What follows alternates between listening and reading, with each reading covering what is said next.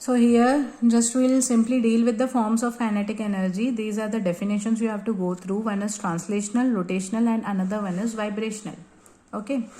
So if the motion is in straight line, so this will be translational. If the body is undergoing rotation, this will be rotational kinetic energy. And if the body is undergoing vibration, so this will be vibrational kinetic energy. You just go through the definitions. Then another definition here is potential energy. I told you potential energy comes because of two factors. One, either the body is in rest or either the body is in deformed state. So if the body is in a specific position or it has a changed configuration, the energy possessed because of such situations, that energy will be called as potential energy. Now again, there are specific terms for both of these conditions. If the body is in rest, that will be gravitational potential energy. If the body is in rest, either rest here or at a certain height, so these will be gravitational potential energy. But if the body is in a deformed state, so that will be elastic potential energy. Then after these, you have to understand the formula of gravitational potential energy.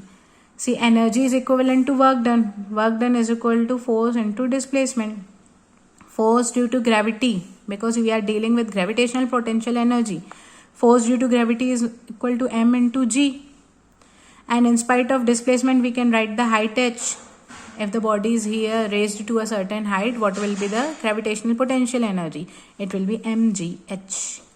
So the the gravitational potential energy of a body U, it is represented by the symbol U.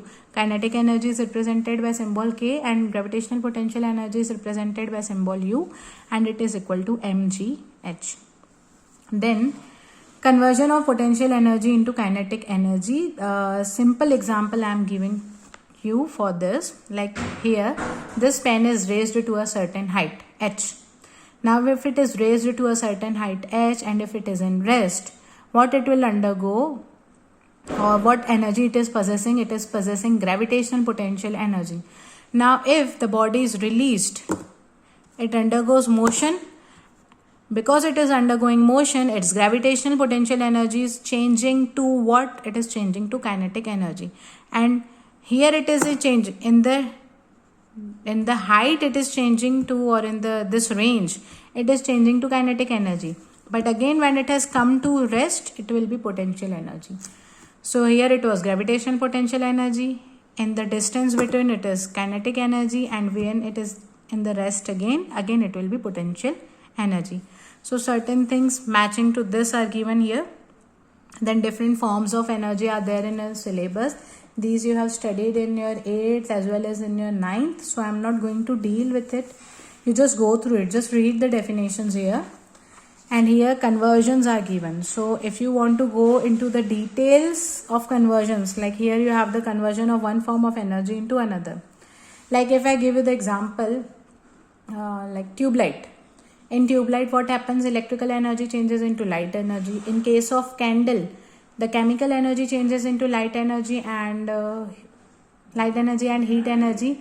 So these are certain examples you have to go through what are the conversions that are going on.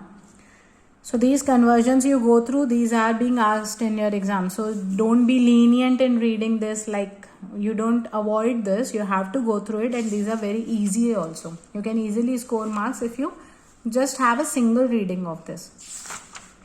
So the second section is also done from our part.